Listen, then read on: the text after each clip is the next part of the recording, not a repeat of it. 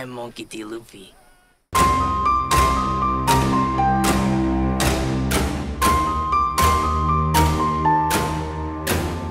Halo semuanya, jumpa lagi dengan saya di channel Moviesku. Kali ini kita akan membahas alur cerita series live action yang menjadi unggulan Netflix hingga saat ini, yang berjudul One Piece Season 1.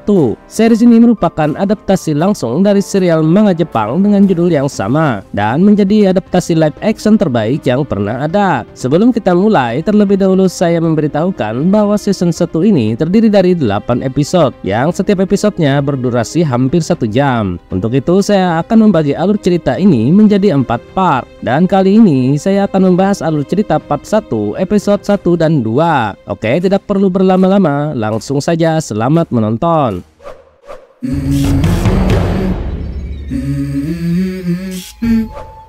Cerita dimulai 22 tahun yang lalu di sebuah pulau yang dipenuhi bajak laut pemberani bernama Lockton. Angkatan laut yang berada di bawah pemerintah dunia telah menangkap seorang pria yang tak lain adalah Gold the Roger, atau yang biasa dikenal dengan Gold Roger, sang raja bajak laut. Wakil Laksmana Gap mengatakan kepada semua orang bahwa dia telah menjatuhkan hukuman mati kepada Gold Roger untuk menjadi contoh serta peringatan bagi bajak laut lain agar menghentikan aksi mereka. Dia kemudian bertanya apakah Gold Roger mempunyai permintaan terakhir. Tiba-tiba seseorang di antara kerumunan itu berteriak, menanyakan di mana Gold Roger menyembunyikan hartanya. Gold Roger tertawa sementara kerumunan bersorak-sorai. Dia menyerukan kepada semua orang untuk membebaskan diri dan mengarungi lautan luas untuk menemukan harta karunnya. Pada saat itu, seorang pria aneh berambut merah terlihat di tengah kerumunan. Melihat kerumunan bersorak untuk Gold Roger, Wakil Laksmana Gap meminta algojonya untuk memulai eksekusi. Mereka menikam Gold Roger dan membuat kerumunan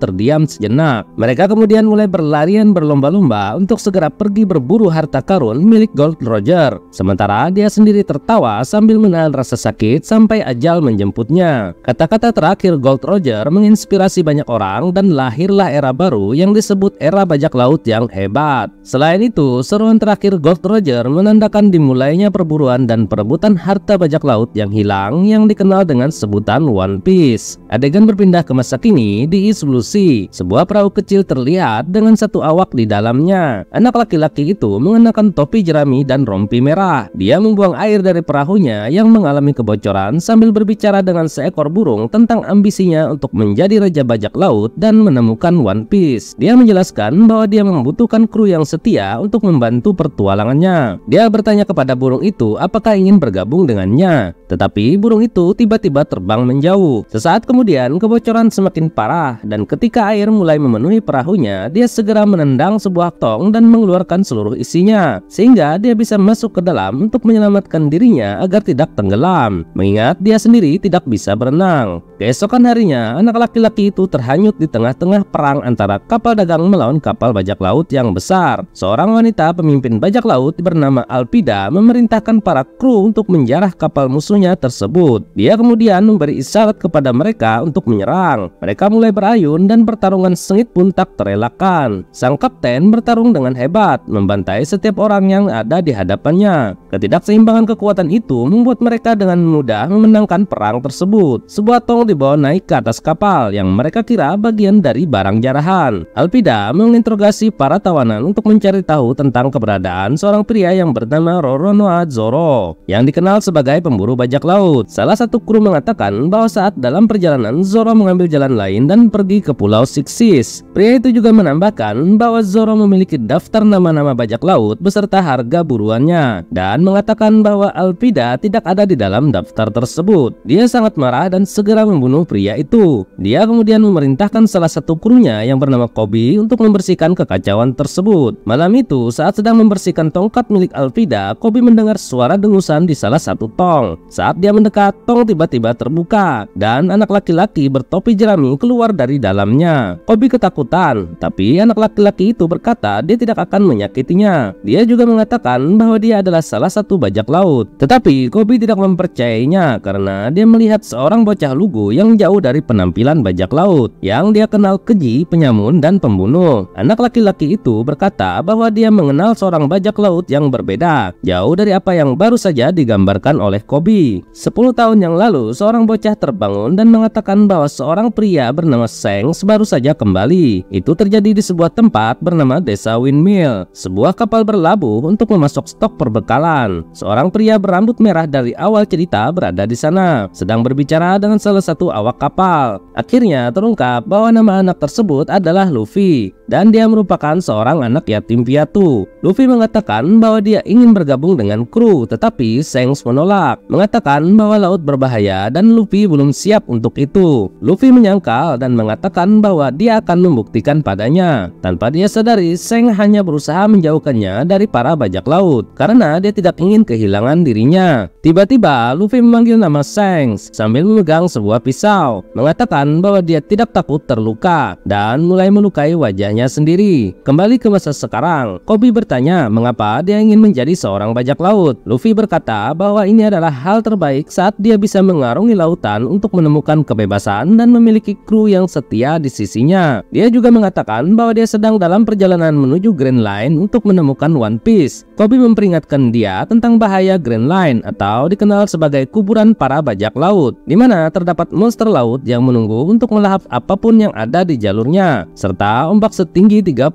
meter. Tetapi Luffy justru menganggapnya sebagai tantangan yang menyenangkan. Mereka kemudian menyelinap keluar dari kapal saat semua orang sedang tidur. Kobe berniat membantu Luffy untuk mencuri sekoci yang berada di buritan kapal. Namun Luffy secara tidak sengaja membuat suara yang sangat keras dan membangunkan semua orang. Setelah dihadang oleh Alvida, Luffy memperkenalkan dirinya sebagai Monkey D. Luffy yang akan segera menjadi seorang raja bajak laut. Dan dia mengatakan sesuatu yang memicu kemarahan Alvida. Alvida segera menyerangnya. Pada saat itu terungkap bahwa Luffy mempunyai kemampuan khusus yang dapat meregangkan tubuhnya seperti karet. Dia kemudian menggunakan jurus yang dia sebut gam-gam pistol dan melemparkan Alvida dari kapal. Semua kru terdiam dan ketakutan melihat kejadian tersebut. Selanjutnya Luffy mengajak Kobe untuk pergi bersama dan bergabung menjadi kru pertamanya. Adegan berpindah ke sebuah kuil di Pulau Sixis, di mana seorang pria dengan 3 buah samurai di pinggangnya terlihat sedang menyalakan lilin. Pria lain kemudian muncul di belakangnya dan meminta kepada pria tersebut untuk bergabung dengan organisasinya. Namun pria itu yang kemudian memperkenalkan dirinya sebagai Roronoa Zoro, si pemburu bajak laut, menolak tawaran tersebut dan hanya tertarik atas hadiah kepala pria di depannya. Mendengar penolakan itu, pria yang bernama Seven marah dan mulai menyerang. Namun Zoro dapat dengan mudah mengalahkannya menggunakan keahlian berpedang yang dimilikinya. Kembali ke laut, ketika Kobe menanyakan tentang tubuh Luffy yang bisa melar, dia lalu menceritakan sebuah kisah saat dia memakan buah iblis yang disebut buah gam-gam. Saat itu Shanks menjahit bekas luka di wajahnya dan mengatakan bahwa dia belum siap untuk menjadi seorang bajak laut. Luffy yang saat itu merasa kesal pergi ke sebuah ruangan di mana dia menemukan sebuah kotak misterius yang membuatnya penasaran. Setelah membuka kotak tersebut, dia melihat ada buah yang berbentuk aneh di dalamnya. Karena rasa penasarannya semakin kuat, kemudian dia memakan buah itu dengan lahap. Sementara itu, Shanks dan krunya sedang minum-minum di bar ketika beberapa orang datang dan meminta whisky kepada si pemilik. Pemilik bar tersebut mengatakan bahwa whiskynya sudah dihabiskan Shanks beserta krunya, dan salah satu pria itu kesal yang menumpahkan sisa whisky milik Shanks ke lantai serta berusaha mempermalukan Shanks di depan para krunya. Tetapi Shanks tidak menanggapi, malah memutuskan untuk membereskan kekacauan itu.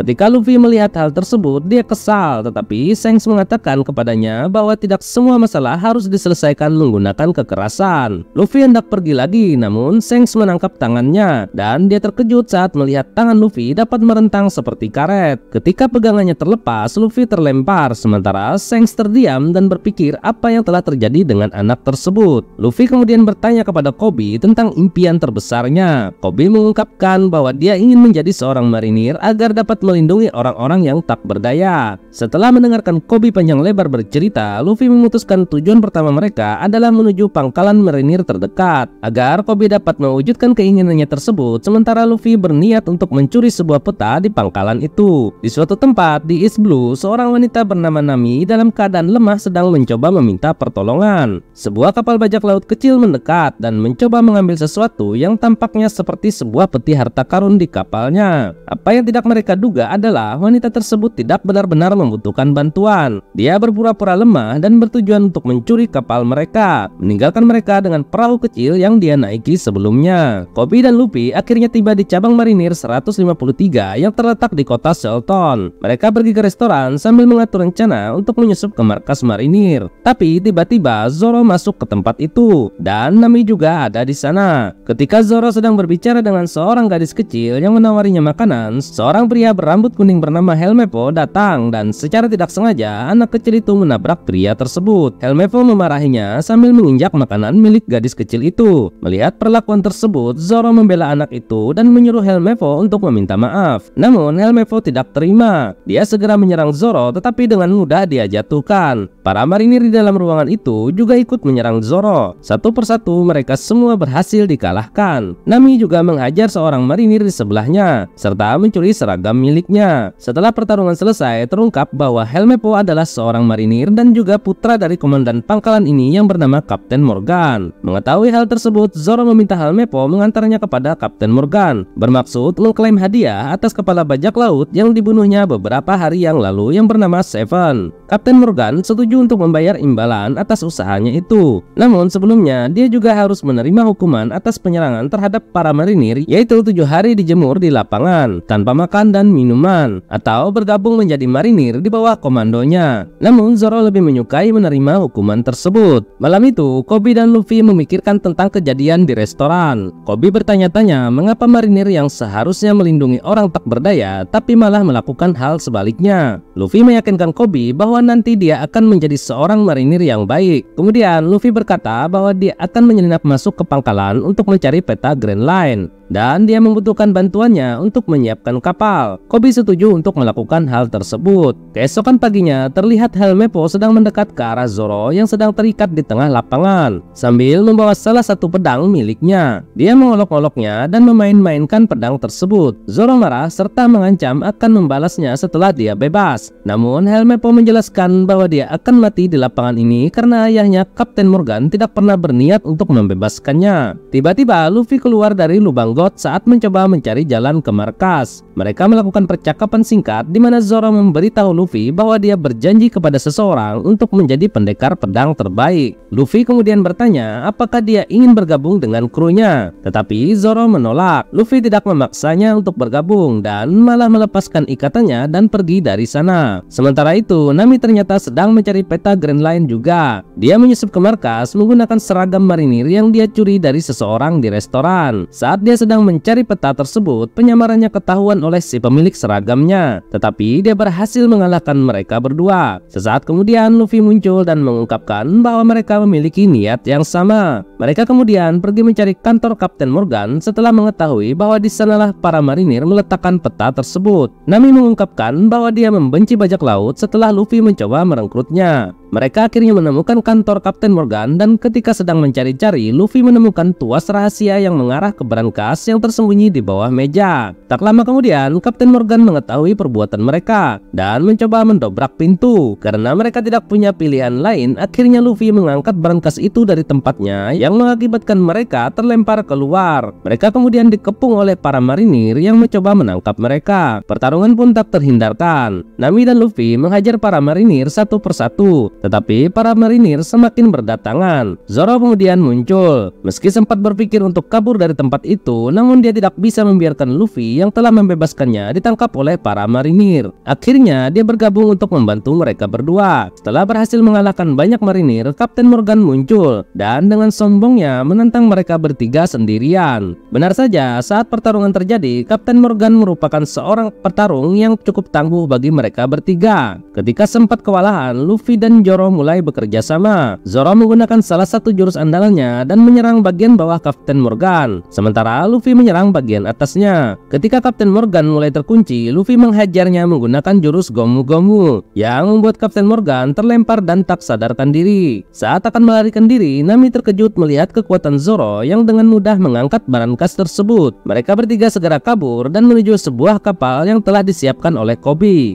Ketika sedang mempersiapkan kapal untuk berlayar, Helmeppo datang dengan menodongkan pistol ke arah mereka, mencoba untuk menangkap mereka bertiga. Namun Koby memukul wajahnya dengan keras dan menyelamatkan mereka bertiga. Luffy mengajaknya pergi, namun Koby menolak. Dia berencana tetap tinggal dan ingin mendaftar menjadi seorang marinir. Akhirnya mereka berpisah di tempat ini dan Luffy pergi berlayar memulai pertualangannya. Di tempat lain, wakil Laksmana Garp menerima informasi tentang bajak laut topi jerami yang berhasil mencuri peta Grand Line dan dia memutuskan untuk pergi ke Shelton. Sementara itu, bajak laut lain bernama Buggy telah mendengar berita tersebut dan memutuskan untuk mencari Luffy untuk mengambil peta itu untuk dirinya sendiri. Kembali ke masa lalu ketika Luffy mencoba melatih kemampuan barunya. Pemilik kedai yang bernama Makino memberitahunya bahwa dengan memakan buah iblis pasti akan ada konsekuensinya. Tak lama kemudian, Shanks muncul. Luffy kemudian mengetahui bahwa Shanks dan krunya sedang mengincar One Piece dan dia tidak akan kembali selama pertualangan tersebut. Luffy sedih mendengarnya. Kembali ke masa sekarang, Nami mencoba membuka brankas sambil mendengarkan Luffy yang terus bercerita tentang impiannya. Sementara Zoro sedang tidur cantik di dalam kabin. Ketika brankas terbuka, mereka menemukan peta Grand Line di dalamnya. Mengetahui Luffy tidak tahu apa-apa tentang Grand Line, Nami mencoba menjelaskan peta tersebut di dalam kabin. Tiba-tiba mereka mendengar sebuah suara ditembakkan dan saat melihat keluar, asap suara tersebut meliputi kapal yang akhirnya membuat mereka tidak sadarkan diri. Sebelum pingsan, Luffy bergegas menelan peta itu untuk membuatnya tetap aman. Setelah mereka terbangun, mereka mendapati diri mereka berada di dalam sebuah peti dan semua barang milik mereka telah diambil. Nami mengira mereka telah kehilangan petanya, tetapi Luffy mengatakan bahwa dia menyembunyikan peta itu di tempat yang aman. Saat mereka berdebat tentang Luffy sebagai seorang bajak laut yang berbeda, peti itu tiba-tiba terbuka dan mereka mendapati diri mereka berada di dalam sebuah arena sirkus, lengkap dengan pemain akrobat serta penonton yang bertepuk tangan dengan ekspresi wajah ketakutan. Tiba-tiba seorang badut datang dan Luffy mengenalinya. Dia adalah Buggy. Dia kemudian meminta Luffy untuk menyerahkan peta Grand Line.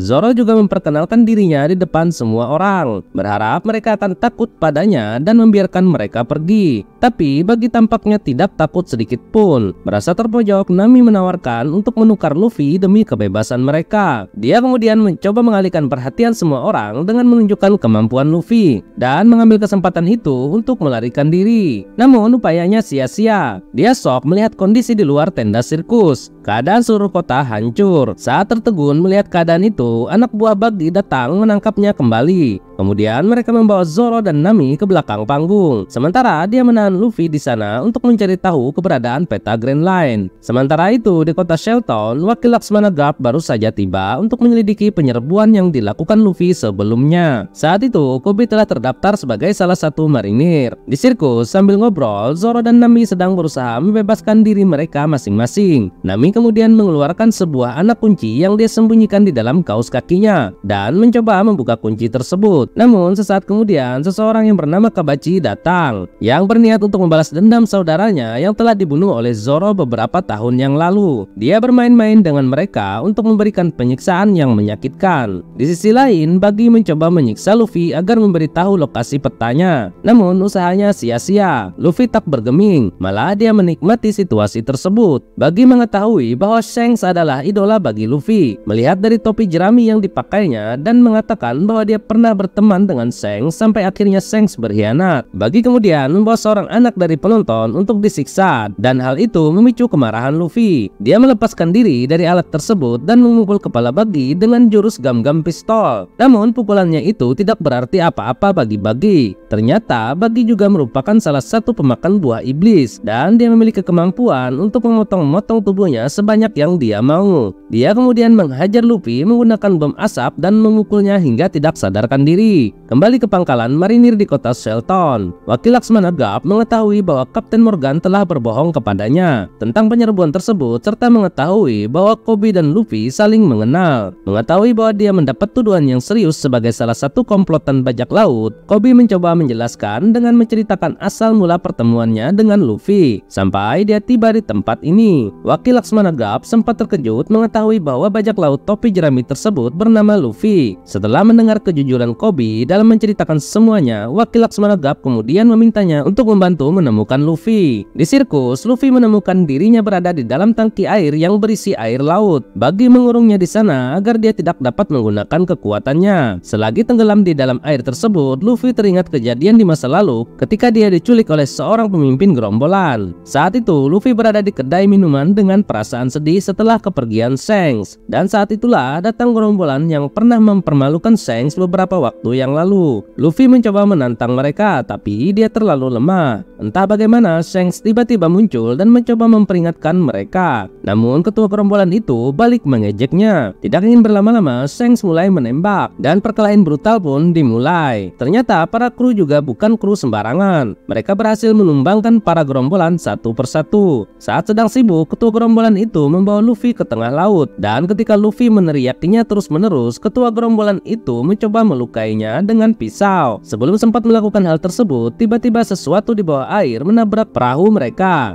yang mengungkapkan seekor monster laut mengitari perahu itu. Sesaat kemudian, monster itu membalikkan perahu mereka dan melempar mereka berdua ke air. Lelaki itu dimakan, dan ketika Luffy hampir tenggelam, Shanks berhasil menyelamatkannya, membawanya naik ke atas perahu. Monster itu muncul ke permukaan dan menyerang mereka. Shanks melindungi Luffy, dan ketika monster itu akan menyerang lagi, dengan memberikan tatapan menakutkan, Shanks memerintahkan monster itu untuk menjauh. Setelah monster itu pergi, Luffy mengetahui bahwa Shanks telah kehilangan lengannya. Di kota, Luffy sangat terpukul dan menyalahkan dirinya sendiri. Namun, Shanks tidak mempermasalahkannya demi keselamatan Luffy. Saat itulah di depan Shanks, Luffy berjanji bahwa suatu hari nanti dia juga akan menjadi seorang bajak laut yang akan menemukan One Piece dan menjadi seorang bajak laut yang baik hati. Setelah mendengar semua impiannya, Shanks menyerahkan topi jerami kesayangannya kepada Luffy dan berpesan suatu hari nanti jika bertemu lagi dia harus mengembalikannya, serta dia berharap agar Luffy dapat menjadi seorang bajak laut yang baik. Selanjutnya, Shanks berpamitan dan meninggalkannya pergi dalam keadaan bersedih melihat Shanks meninggalkannya.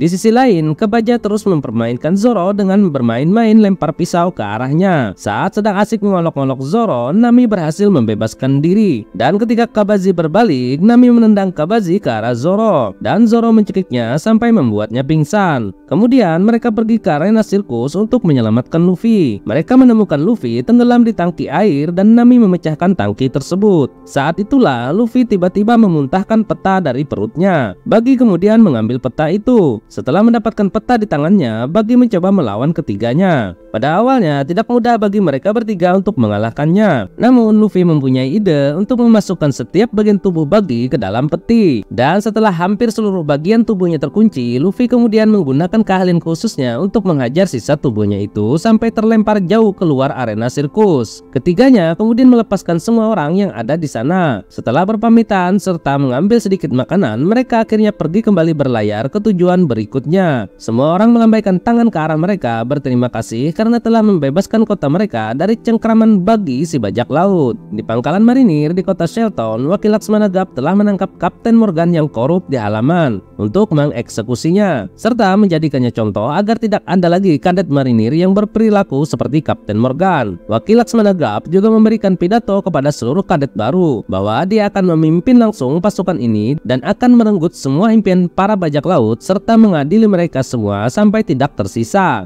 Semua kadet bersemangat mendengar seruan wakil Laksmana Garp. Di kapal, Nami memperbaiki topi milik Luffy dan menyerahkan kepadanya. Zoro bertanya kepada Luffy, apakah bersamamu akan selalu segila ini? Luffy kemudian mengutip perkataan Shanks bahwa kalau jalan menuju tujuan kita terlalu mudah, berarti kita salah jalan. Zoro setuju dengan ungkapan itu. Kemudian dengan semangat, Luffy meneriakkan tujuan mereka selanjutnya adalah Grand Line. Sementara itu, di dalam kabin, Nami terlihat sedang mengambil sesuatu yang ternyata sebuah telepon tanpa kabel. Dia memberitahu seseorang dan mengabarkan bahwa dia telah mendapatkan peta Grand Line tersebut. Dan cerita part 1 episode 1 dan 2 berakhir di sini.